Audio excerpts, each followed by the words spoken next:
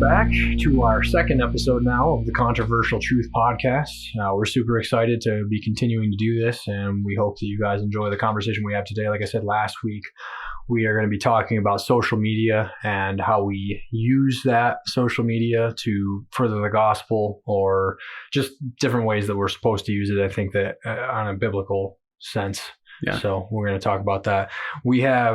This will be a little bit more of a conversation than last week. We're just going to kind of discuss some ideas and stuff like that, a little less point driven. So I have one verse to kind of start us off here for our conversation today, and I think we'll go from there. And I think we'll just probably bounce a lot of ideas back and forth. So the verse that I think that kind of applies to this, and I mean, it's not directly, but it doesn't apply directly to social media, but it applies to me personally using my interpretation of what this passage is talking about. And some people disagree with it, would disagree with this interpretation, but this applies to us as Christians in general, and definitely can be segued into like, okay, this is how we should use our platforms. And so anyway, this verse is Ezekiel 33, right from the beginning of the chapter. It says, "The word of the Lord came to me." This is Ezekiel talking. You received a word from the Lord. "The word of the Lord came to me. Son of man, speak to your people and say to them, if I bring the sword upon a land, and the people of the land take a man from among them and make him their watchman, and if he sees the sword coming upon the land and blows the trumpet and warns the people, then if anyone who hears the sound of the trumpet does not take warning, and the sword comes and takes him away, his blood shall be upon his own head. He heard the sound of the trumpet and did not take warning. His blood shall be upon himself. But if he had taken warning, he would have saved his life.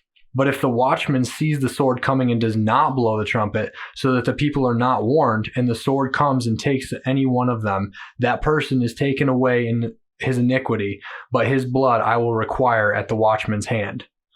So that passage right there is talking about a guy who was basically supposed to warn people about the coming sword or judgment, and didn't do it. The guy he's on a tower. At least in that time, it was his job to like see the enemy coming, and if the enemy is coming, he warns everybody. And whether someone chooses to listen or not listen is on their own. They're their fault if the horn gets blown. Yeah, and if he doesn't, then that blood is every on blood his that hands. is shed is on him. Exactly, and so that's kind of a scary passage to me when I think about it, in the sense of like, we as Christians have been given the Great Commission, and we've been given a role to share the gospel and to let people know that they're dead in their sins and that they need Jesus for forgiveness of sins. And if we fail to do that, in my opinion, per this verse, I think there's some judgment coming our way. Absolutely. On that day.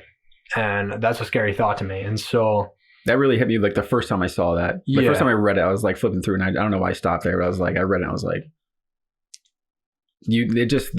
thinking about what it could mean. Right, exactly. And I mean, it's not, obviously when this was written, it wasn't necessarily written, we try to like use actual hermeneutics when we're reading scripture and stuff like that, and not take things out of context, put ourselves in it and stuff like that.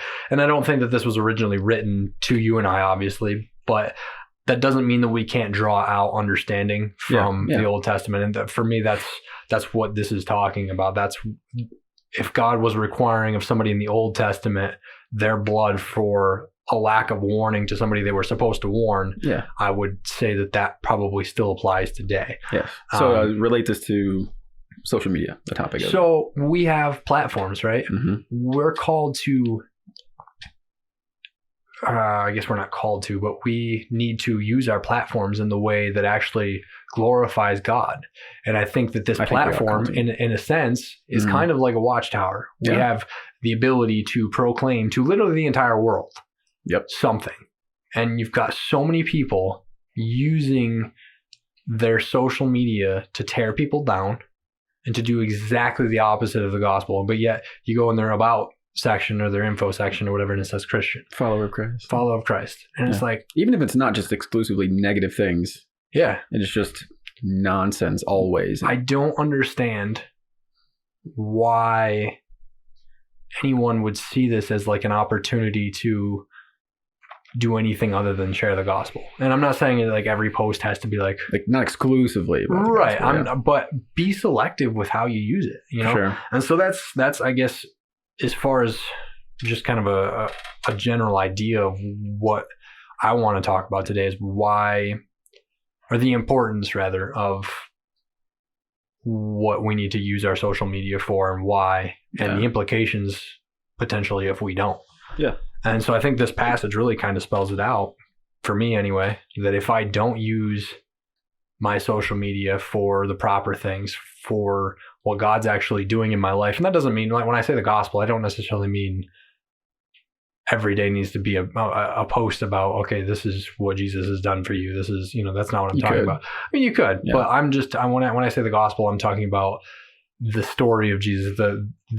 We can actually live the gospel. Yeah. And it doesn't have to be about what we think of as the gospel, just the gospel story, like what Luke told, but just posting on there and being a light to people and shining to be in front of people.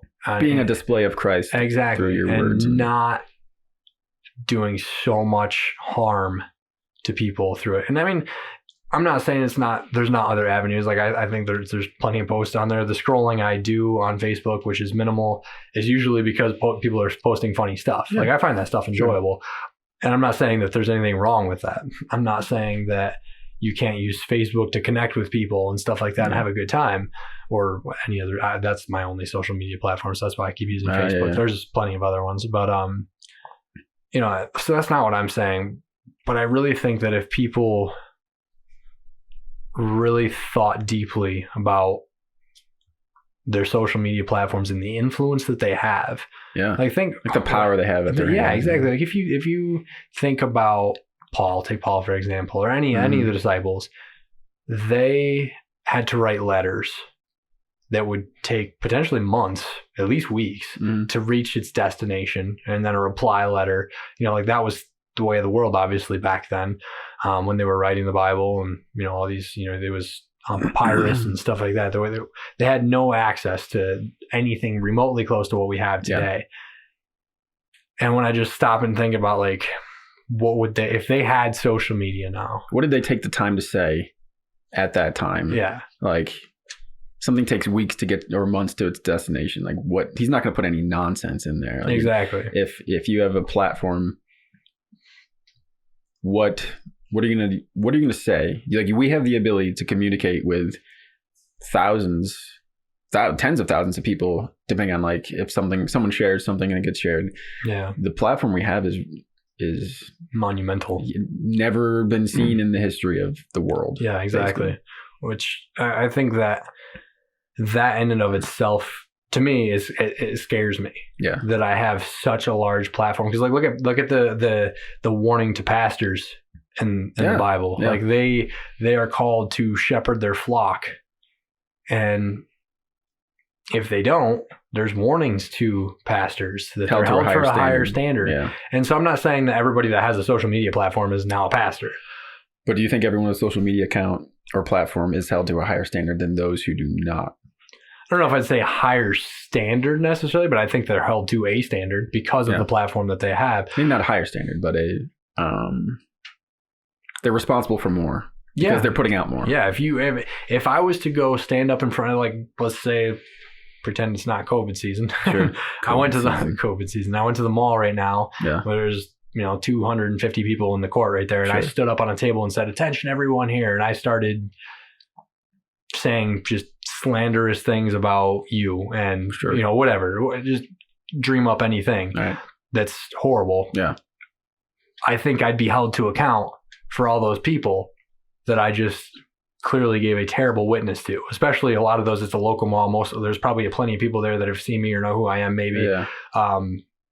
And so, I'm sure there's at least a couple of my friends or people that have known me over the course of my life. And so I think I'd be accountable for those people and the things that I just said. But yet when we look at social media, it's almost like we've dreamed up this curtain that we're behind that even God can't see behind. Yeah. That's something that even non-Christians and everybody does. They kind of get a little bit more stamina, I guess, or a little bit more, what's the word I'm looking for? Courage, to be controversial on social media, because they're not actually face to face with somebody. But I think that even extends to Christians in that, like, it's kind of almost like this, it's a shield. I'm not responsible for the things that I put out there. Because often no one's held accountable for what they say until, the occasional person comes out and calls them out on their stuff, which doesn't usually go too well. Exactly. But yeah, usually on social media, you're free to say whatever you want, and you can just argue back and forth, and no consequences usually come about it. Yeah. So I think that people will definitely be held to account for the things that they've said on their social media platforms. By God. Yeah. And just like with the drawing a blank. I was going to say hyperbole. That's not what was that situation that I just gave with me at the mall? I'm drawing a complete blank right now. I don't know what you're saying. Hypothetical. Oh, okay. I don't know. I was thinking hyperbole. So that with that hypothetical situation, okay. They're similar in that I'd be held to account for the things that I just got up on a table at the mall and started shouting at people. Yeah. It's the same thing. People are reading what you're putting out. People are taking in what you're putting out, and you, I believe, based on the Bible, will be held to account for those things that you say. I mean, we just saw kind of an impeachment of the president because of people were trying to hold him responsible for what he said on social media, and people associated. Right. With I mean, that's kind of the same. I'm saying like it's happened. Like we've seen it happen. Other people try to enforce that and hold people accountable for what they've said. Yeah. And link it to the actions of others, as a result of what. I agree. That's kind of similar, but at the same time, that's more of a legal issue, which I disagree with. I think that's kind of a. I'm saying like the mindset of people is the same as like God holding us accountable for what we've said, and then I was trying to connect current events with what you were trying to say. Well, I mean, I failed. No, I mean it worked. All right. I mean, if you wanted to talk about that in specific, I don't. Oh, you don't? No. Well, I thought maybe that's why you brought it up. No, I don't want to get into that. So, I mean, and that kind of plays into last week's topic, though, I think, with the social media, because I think that's, especially right now with our culture, tying it into current culture, that's what everybody's talking about. Everybody's talking about politics. Everybody's got a political opinion. And so people are very heated about politics, and maybe even rightfully so to an extent. Yeah. So I guess for me, and I've shared this story with you, I guess just kind of going into a little bit more detail, because I don't know if I've gone into this much detail with you, but I spent a lot of time over the last few years really diving into politics and starting to understand politics, because there was, for some reason, I had this idea that if I started to, where I worked, I guess a little bit of backstory, and where I worked was very political, and people were constantly discussing politics, and I kind of felt a little bit left out. I felt like I was trying to get into conversations with people on it, and I didn't really know what I was talking about, so I was kind of just trying my best to sound smart, but I knew I didn't really know what I was talking about. So I tried not to bite my own tongue, or try not to step on my own toes and stuff like that. So anyway, I spent a lot of time really diving into politics and really reading a lot of literature, listening to a lot of people on politics, economics, and all this stuff. And after 2.5, almost 3 years of dedicated studying. It's a long time. Yeah, I did a lot, and I got good at really figuring out the points and figuring out the arguments and the topics and the counter arguments and everything like that. And in the back of my mind the whole time, I was thinking I'm doing this so that I can talk politics, get in with people, and segue to the gospel. Sure. So I was doing it with sound motives for the whole time, but I just recently, within the last 6 months to a year, kind of had this revelation that's just that doesn't work. Yeah. Why am I trying so hard? Not that there was anything wrong with learning politics and having a better understanding of the stuff, but depends on how much time you put into it. Right, exactly. Yeah, I mean, excluding how much time I put into it, there's nothing wrong inherently with learning about politics. It might actually be a good thing to have some understanding of that, given the country we live in. But I was definitely putting a little bit too much effort into it, and I realized it wasn't doing me any good. And I think that realization for me kind of is what people need to wake up to on a social media level. Yeah. I think there's some misconception in a lot of the church that if we can just convince people of proper politics and, politics based on the Bible, then we can get them to the gospel. If we can convince people that Trump's policies were actually good, yeah, and if we can convince people that socialism is bad, yeah, and we can convince people that communism is absolutely evil, like Christianity through legislation, right? Sort of trying to exactly trying to force it upon people with laws. Mm-hmm. And I think that is the thought process of a lot of Christians in today's culture. And why do you think that is? Why do you think that's their thought process? Like why that's? I think a lot of it has to do with the culture, and because everything from your phone to your TV to everything is literally just pushing politics on everybody. I mean, I know children that are talking about politics now, like preteens and stuff like that are concerned about politics. I didn't even think about politics until I was like 20 years old. But like, why do you think it's their mentality specifically that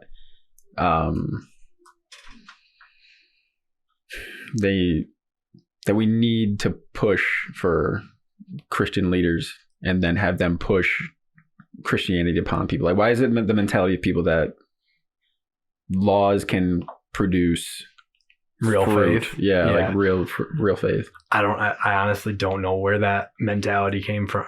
I know it's very destructive to the church and to the culture, honestly. I mean, if you're trying to win the culture by force, you're doing it the wrong way. No matter what you're trying to win the culture. I mean, I think like take socialism, for instance. Sure. I think socialists and communists realized they could not win wars, back in the 50s and stuff like that. And they could not win by pushing the socialist communist agenda through the force of government. They lost several times, several tries they had, and it failed. Mm-hmm. And so what they started to do, and now they're winning the battle, is they started to realize we need to infect culture.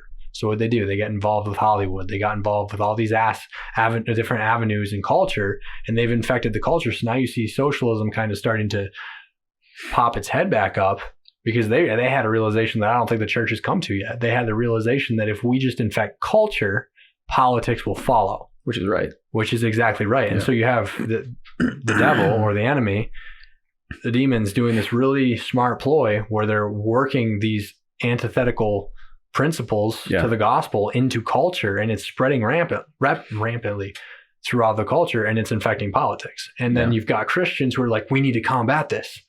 By the opposite. But by the opposite, we'll do exactly what communism tried to do for so many years and failed, by pushing government to force all these things on people. Yeah. And somehow they think that they'll win that. That's not how. As if like if we got a Christian president, right, who made abortion illegal, church mandatory, just all these things, as if there'd be more Christians. Like I'm not convinced there would be. Yeah, maybe a few, but you can't guarantee that either. And because people's hearts need to be changed. Exactly.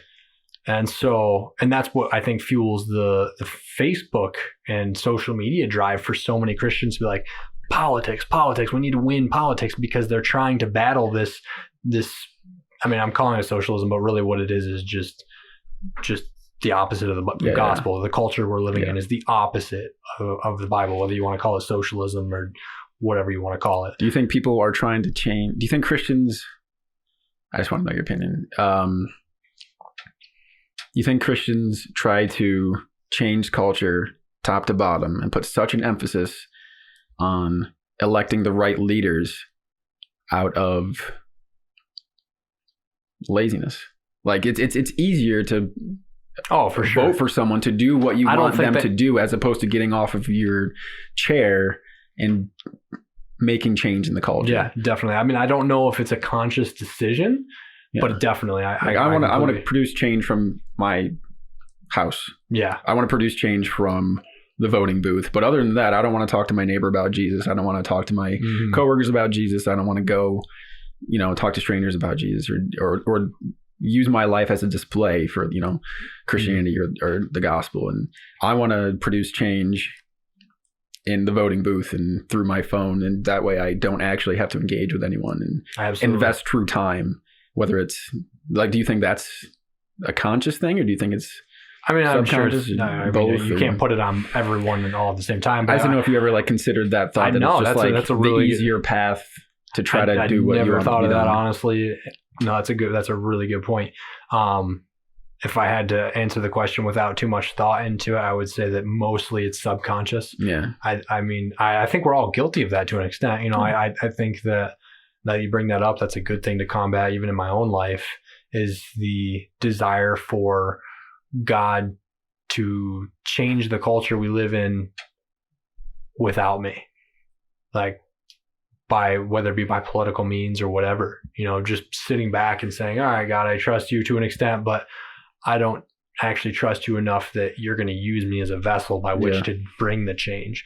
So I think that's a good point. I think even, you know, like I said, for my own life, to challenge myself in that, like, maybe I don't think of it through the political lens and that I think I can just elect this person and they'll change it for me. But I think we all are guilty of thinking, God, you just do it. I'll sit back and watch. And it's like, that's not what he's called you to do. I don't think it's like a conscious thing for the most part, at least. Yeah. I think it's just like, I mean, it happens it makes its way into a lot of, you know, our lives, just not wanting to be out of our comfort zone and like actually having to live the life, that dying to ourselves, carrying our cross and living that life. It just seems too difficult for most people to actually do it. Like, no one actually tries to go out of their way and do it, and they're just trying to produce change in the easiest way possible, which is like the voting booth, or you know, I don't know, just the easiest ways. And we need to not do that. It will do that, but also do that. Like, what are you doing after you vote? You know? Exactly. Yeah, I think one of the biggest things that's going to combat that in the church, actually, I was just listening to a sermon the other day, and the guy that was listening to quoted somebody else, and I can't for the life of me remember his name, but I do remember the quote pretty well, maybe not word for word, but basically what he said is spiritual maturity is the consistent application of elementary things. Yeah. And so if we take, and I'll have to look up to figure out who it was that said it. Yeah. But that's it right there. You know, if we can take what the Bible talks about and apply it to our lives in every situation, every day, the simple things, the things like, you know, loving your wife, the things like not getting angry when something happens that doesn't go your way, how you use your Facebook, responding to un-Christ-like behavior in a Christ-like manner. Yeah. Those things are the things that are going to produce in us the spiritual maturity to heal the sick and to do the things that we don't see every day. Sure. Because assuming you believe that. Right. Assuming you believe that.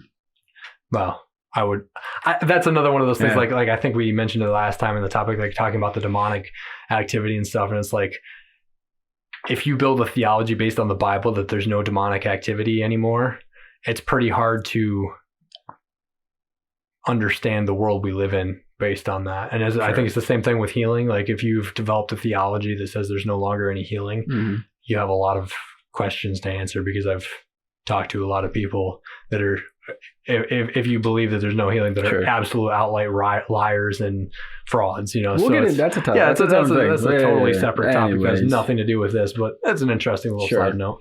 But anyway, social media. So I think that you hit the nail on the head. When it comes to our social media and how we use it, that is one of those elementary things, like I was just talking about, that really is going to influence our culture and bring that change from the bottom up. In a news feed filled with politics and divisiveness and hate and even if it's political opinions presented in a very nice and non-combative way, I think the problem even there is that, first and foremost, you're not going to convince anyone. I love reading through, just because I like the controversy. I just don't like being involved. So I'll go through and I'll look at political posts where people are just arguing back and forth. Just creeping through the comments and be like, man, that was a good conversation, or that was a good argument, whatever. I do that all the time. I've never once ever seen anyone be like, oh yeah, that's a good point. I think I changed my opinion. Like, it never has happened. I don't think in the history of social media has anyone had their political opinion changed by a Facebook argument. I've never seen over social media. Exactly. So like, why bother posting? Because it takes humility to be like actually listening, listening for understanding, right, to like what they're saying, and actually try to understand what they're saying, where they're coming from. And then, as opposed to like if like the entire, which is what happens on social media, like while you're sitting there typing your response or while you're talking, even in person, if I'm just like not really listening to what you're saying, you're just thinking about preparing your next response. I'm just preparing my rebuttal. That's nothing ever gets done. It's exactly. Just people are, I think, arguing for the sake of argument, or I agree, and I guess that's why I was saying, like, why bother even posting anything political at all if you know it's not going to actually help? It's not going to actually change anybody's opinion. It's not even going to get them one step closer to the gospel. Might as well, if they're going to see something and get angry about it, might as well let it be the gospel. Be something good. Be something. Upset them for the right reasons. Yep, exactly. Let it live at peace with them so far as it depends on you, right? Going back to last week's episode. If they'd like to be hostile towards your post, at least make it a post worthy of their hostility in God's eyes. Yes, exactly. So I think that's, I don't know. I mean, this will probably be a little bit shorter of an episode today. We've got a little bit more. Yeah. So we can expand from Facebook. Oh yeah, for sure. So Facebook, we both try to use we post some funny stuff once in a while. Yeah. We post, but we usually we acknowledge that it's a platform that we both agree that we believe we'll be held accountable for. Yeah, absolutely. What we post. And I think that not saying like, oh, look at us, we're doing such a great job. We're simply doing it because we are terrified of the consequences of what would happen, But we also acknowledge the possibilities. Right. Yeah. I'm not saying it's not just only out of fear. It's not only out of fear. Nobody, But that is a big part of it for me, is like, you're going to be before the God of the universe, held accountable for every these things, word you've spoken. Yeah, and it's like, I think I'd rather not have to deal with that one. So, that's basically the starting point anyway. It's Facebook. Twitter's the same thing. It's just talking pretty much about your whatever you want to say. Instagram is a different one, which is it's mostly pictures. Yeah. Which the vanity. Yeah. That's another one. Which is its own. I don't know. Like I just bringing up Instagram and vanity and pictures. Like I got like nervous about. I don't know. It's easy to like call people out on what they're saying, but to like say, if you post exclusively pictures of yourself to get compliments, or I don't know. Yeah, because you're calling out their motives. Yeah. So it's hard to say. It's hard to call out their motives, but also sometimes it's not. Depending on the person, like you're clearly doing this for attention or putting eyes on you. Yeah. Which shouldn't be our motive ever, really. Yeah, exactly. Yeah, I'm sure there are some people that, like take an influencer, for example, you know, like a Christian influencer. I don't know any, I don't have Instagram, but I'm sure they're out there and stuff like that. Yeah. Somebody like that's using, maybe their face is on the cover of it constantly, but if they're using it in a way that actually is like, hey, I'm doing this because I want you to see my life as I grow in Christ. That might be different. That might be an example of something that's like, okay, I see what you're doing. I see that like you're at least trying to construe what is normally just a complete vain experience to something that can be used to further the gospel. But like if I have an Instagram, well, my business does. At least I don't have a personal one. But like if I did have a personal one and you had one, let's say, and I just posted pics of like myself every day. I would no Christian caption.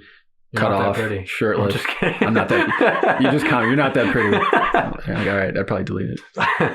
But like, would you say something? Would you be like, "Hey, it seems like you're only concerned with as my friend. I mean, I'm not going to call out some random stranger. No, no, it's not my place. But like, you question my motives and my where I want attention to be. Yeah, you and me as friends, being that we hold each other accountable as we should per the Bible. Yeah, I would do that. Yes, okay. I would definitely say, "Hey, why are you, is there something going on? Are you feeling down on yourself? Like you need the approval of others?" Mm-hmm.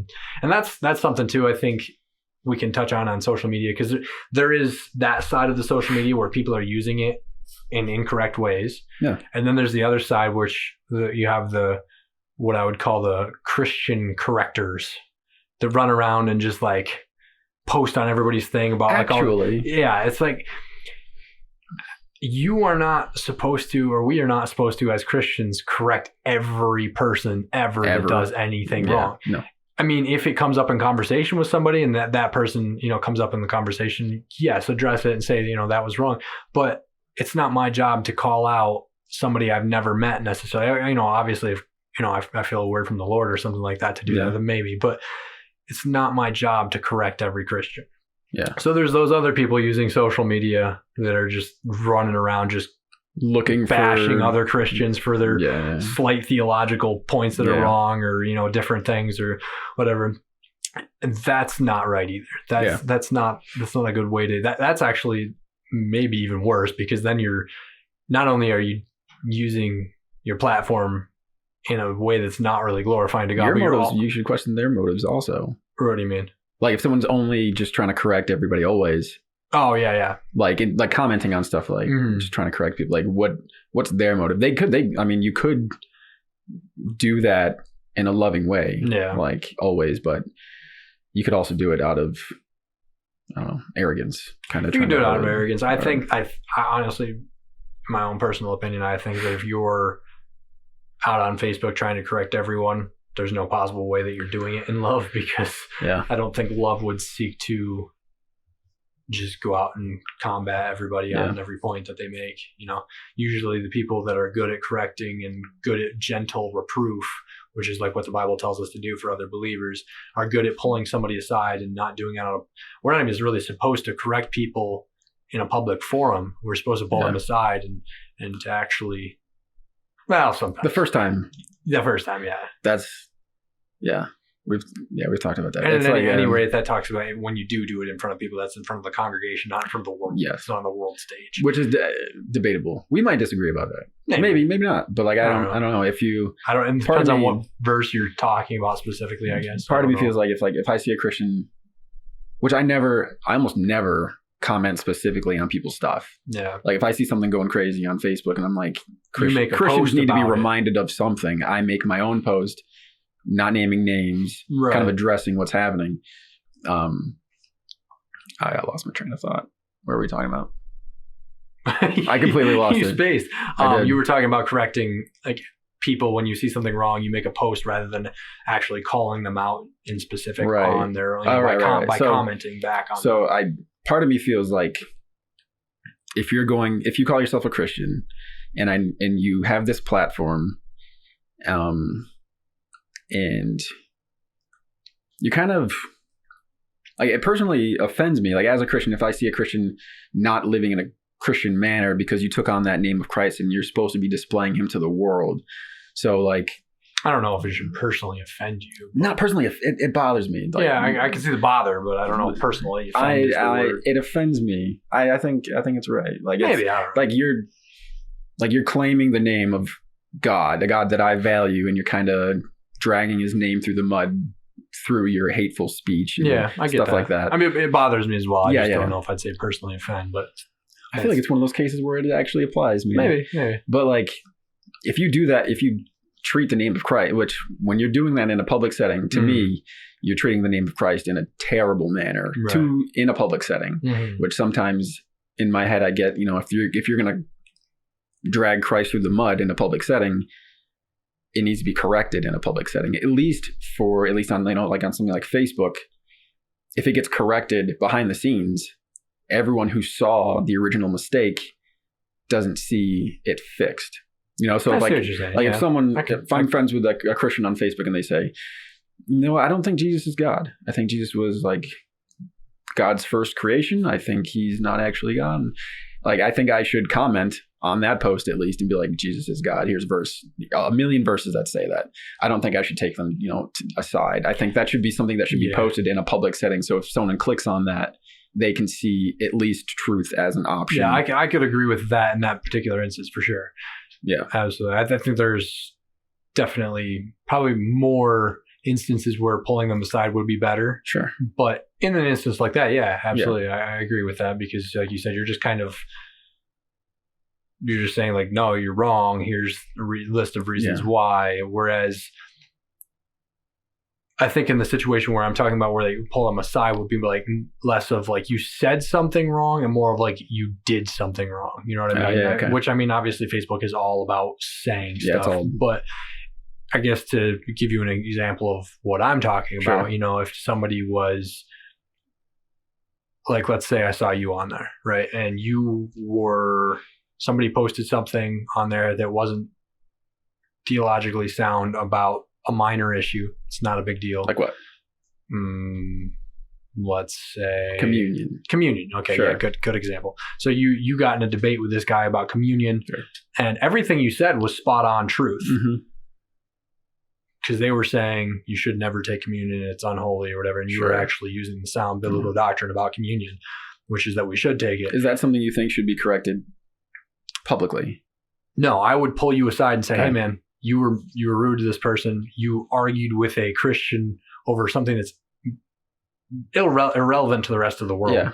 And it gave a bad name to the body of Christ because you guys were just on a public forum. I would pull you aside in that sense, not because you didn't say anything that was wrong biblically, but you did something that was wrong. You argued with this person. And I'm not going to get on there and be like, hey, you guys were wrong and da-da-da-da-da. I would pull you aside as my friend. So you talk to me about how I handled that situation. Yeah, exactly. But I wouldn't. Okay. I wouldn't reprove you over Facebook. I would pull you aside and say, hey, in person and say, but if someone said something inconsistent with the Bible and I corrected them once and I was just like, actually, this is what the Bible says, and I just kind of left it. Yeah, absolutely. That's that kind of goes back to like what you were just saying before. I didn't know if you were like opposed to like public correction or accountability or anything like that. No, not necessarily correction of a ill doctrine or anything like that. Okay. No.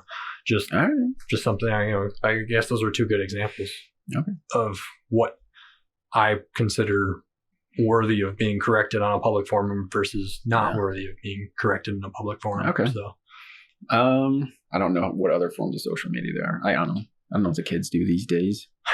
TikTok. Yeah, I mean, what could be said of TikTok? I don't know. We'd have to ask your brother. Yeah, we could ask him. Yeah. Well, Drusha's got TikTok. I don't even know what it is. It's video. Like Vine, right? But kind of. It's kind of like Vine a little bit, but not exactly the same. I don't know. Use it for God. What's that? Use it for God. Yeah. Whatever it is. Yeah, I don't know. I mean, it's hard to comment on a thing that I really don't know much about. So, I mean, I'm sure that there is a way to use it for the furthering of the gospel, and I'm sure that there's probably many more ways to use it to tear people down and do things that are. I think it's just about being funny. Yeah, I don't know. That has its place. Earlier in the conversation, you said you're not sure that we're commanded to use our social media for the furthering of the gospel. You said like specifically commanded. Yeah. I disagree with that part. Well, you looked at your Bible, so I'm assuming you have a scripture. Another scripture that's like, you talk about the Watchmen. We got to turn the cameras off before you correct me. I'm just kidding. No, I'm not correct. you might agree with me. Okay. Well, so you talk about the Watchmen in Ezekiel 33? Yeah, 33. Yeah. Which someone might be like, you're interpreting you're using, that's not what it means, but I think your point is like, that might not be what the original author meant, but it can be applied to this situation. Yeah. So the parable of the talents in Matthew 25. Let me see. I'll just read part of it at least. It's a little bit of a long one. Yeah, it is. The parable of the talents, for it will be like a man going on a journey who called his servants and entrusted them to his property. To one he gave 5 talents, a talent being currency. To another 2, to another 1, each according to his ability. Then he went away. He who had received 5 talents went out at once and traded with them, and he made 5 talents more. So also he who had 2 talents made 2 talents more. But he who had received 1 talent went and dug in the ground and hid his master's money. Now after a long time the master of those servants came and settled accounts with them. And he who had received 5 talents came forward, bringing 5 talents more, saying, Master, you delivered to me 5 talents. Here I have made 5 talents more. His master said to him, Well done, good and faithful servant. You have been faithful over a little. I will set you over much. Experience the joy of your master. And he also went to the one who had 2 talents and came forward, saying, Master, you delivered to me 2 talents. Here I've made 2 talents more. And his master said to him, Well done, good and faithful servant. You have been faithful over a little. I will set you over much. Enter into the joy of your master. He also who had received the 1 talent came forward, saying, Master, I knew you to be a hard man, reaping where you did not sow and gathering where you scattered no seed. So I was afraid, and I went and hid your talent in the ground. Here you have what is yours. But his master answered him, saying, You wicked and slothful servant, you knew that I reap where I have not sown, and gathered where I do not scatter seed. Then you ought to have invested my money with the bankers, and at my coming I should have received what was mine with interest. So take the talent from him and give it to the one who has 10 talents. For everyone who has more will be given, and he will have an abundance. But from the one who has not, even what he has will be taken away. And cast the worthless servant into the outer darkness. In that place there will be weeping and gnashing of teeth. So I did not read part of it. I read the whole thing. I was looking for like a stopping point, and I was like, I gotta keep going. Yeah. But basically, when I read this applies to like a million different things. Yeah. So sure. I think that's why when Jesus told this parable, he didn't use something specific. Like he used money, which isn't really anything spiritual at all. So it could be applied to many different spiritual areas, things like talents, like actual abilities that we have that God's given us. And where you're going with it, I assume. So this applies to everything. Like I read this, and it's the guy who he gave a lot of money to, invested it, in which this isn't. You could interpret it as like a money passage specifically, but I think it applies to more things. He invested it, gave his master back more, just as much. Same with the one with 2. And the one with 1 took what his master gave him and just gave his master back exactly what his master gave him, which was not okay. You'd think it'd be like, oh, if I gave you $10 and you're like, here's that $10 back, you think it'd be fine, but it's not, at least in this case. So I relate this to, obviously social media. This is our social media episode. So here in America, we've been gifted a lot. We've been gifted money. We've been gifted power and influence on the country, on the world. Yeah. We have, as individuals here in America, we have money, we have Wi-Fi, we have social media, we have all these things, smartphones. We can access the internet whenever we want. So I kind of view us as the one who was given. Well, we should be the one who was given 10 or 5. So social media, I see as one of these things that God gave us, and it's not something we should just use as not forwarding the gospel. Yeah, it's that's not something we should just idly sit there and we shouldn't bury it. Yeah, and just use it for trivial things. Like that's something we should be like, oh, you gave me, Lord, you gave me the ability to talk to the masses, and I should use it to talk to the masses and take advantage of the platform you've given to us.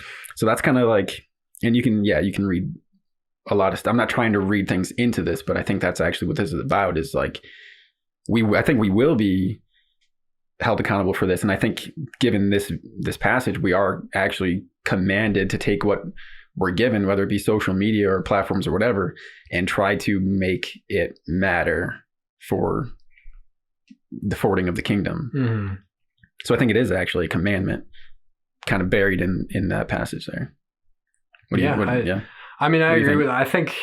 I think that those parables, like I said, I think Jesus was intentionally vague with them. Yeah. And I don't think you're, when you interpret it that way, I don't think you're doing like, what is it called? Eisegesis, where you put it into the text. Putting yourself into it. Putting yourself into the text, or I think it was said in a way that it was open to more things. Exactly. But I think it actually applies to more things. Right. Like you said, your actual talents. Mm-hmm. Like, am I using my talents for Jesus? Am I using my money for Jesus? Am I using my time for Jesus? Yeah, I think there's lots of things throughout the scriptures that, especially in the New Testament, that are left vague intentionally. Like take Paul's thorn in the side, for instance. Sure. He could have very easily spelled out exactly what it was that was happening to him, whether it be a physical pain, a spiritual pain, emotional pain, who knows? Yeah. I think he intentionally left it vague so that we could apply that standard of contentment that he talks about in that passage to our entire lives, no matter what it be, what our thorn is in our side, whether it be a literal physical pain or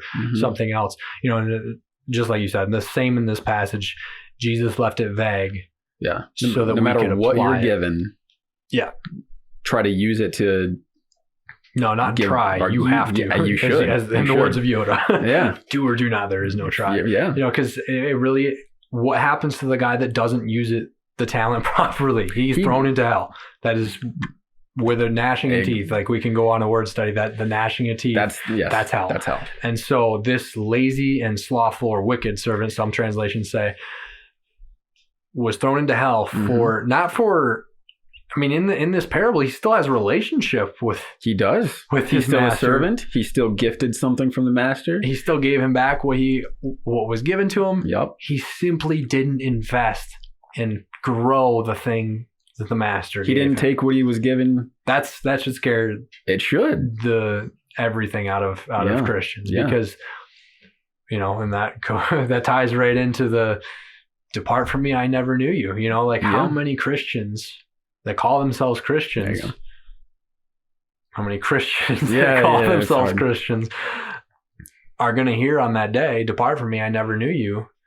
And they're going to be absolutely shocked as it says in the scriptures. And I think that a passage like this is going to flash through their head and it's going to be like, I see what I missed. I didn't take the things God gave me, invest them. I didn't actually do something. Yeah. You know, we talk about, we'll definitely go into detail about this. You know, we talk about faith and salvation through works or salvation through faith alone, you know, the different camps that people are in and stuff like that. And both. I think it's a little bit of both. It is both. I think, you know, not to get into the whole Calvinist Arminianist it touches right on now, this. You can't help but think. Yeah. Because like I read this. How did we go from Facebook to I know. This is a long track. But using what you're given, it's hard to not. It's the same as you shouldn't hide a light under a basket. You know, it's the same type of thing. Your light shouldn't be hidden on Facebook or any form of social media. You should be using whatever platform you're given. Since you're not a pastor or you're not a public speaker, that is your stage. How you're going to reach hundreds or thousands of people, and you should use it. For God accordingly. Yeah, exactly. And I think that, you know, if we dug into, obviously this is a parable, so it's not actually somebody's life that we could trace back historically. But if you took this parable, for instance, and you actually looked at the person who in this passage didn't invest the talent, maybe you could argue that they were not truly. They never were truly saved, and they were given that. And the reason that they did not invest was because they did not truly know the master. That might be a plausible argument. But regardless, yes, salvation completely by faith and salvation completely aside from works, but works will follow those who are truly have faith, who truly are saved and who truly have faith. And that's why I think James can easily say salvation or faith without works is dead. Yeah. And so it's pretty easy to track with you read the whole thing as a whole rather than just picking apart different scriptures and stuff like that. But I think that's a scary one for sure. Yeah, because it ends with hell. Yeah, and it's debatable on who. You can try to say like, oh, maybe that servant never really was a Christian or saved to begin with, but I mean, you have to read that into there. That's not said exclusively. That could apply to each and every one of us. Using whatever we're given in any sense for God. I mean, it's definitely applicable to every aspect of your life. But for here today on this episode, we're definitely social media. Yeah. It's got to come in alignment with the word and with what God commands us to do. And maybe not commands us necessarily. Obviously, you're not going to find Facebook in here. You're not going to find anything about social media in here. It was written 2,000 plus years ago, but whatever you're given. Well, I guess it wasn't written 2000, like exactly 2000. The New Testament, a little less, I guess, a little less, just to be accurate, so we don't have people be on. It was did your math wrong? Yeah. But so I mean, I don't know. I guess we really gotta bring our social media platforms, our influence in front of the world into alignment with what Christ wants for our lives. You don't know who's going to see it. You can post something. Anybody could see it. Yeah. Anybody in the world. Yep. If it gets shared, who knows who sees it, you know? Yeah. Well, I mean, I think that pretty well wraps up the conversation. Do you have any more thoughts on it? For me, I don't really have anything else on it. I don't really have, no. I think I've said all. Yeah, all I have to say. I think that wraps up a decent conversation pretty well. So it's pretty good. Yeah, thank you guys so much for listening. Thanks for tuning in, and we hope to see you back next week. And we hope to really just continue growing our audience. And if you guys have any topics that you want us to discuss, please let us know in the comments, and we'd be happy to look into those topics and have our own conversation about them so that we can, provide any information on those topics that you guys might, or answer any questions that you might have. So we hope you have a great week, and thanks again. Yeah. See ya.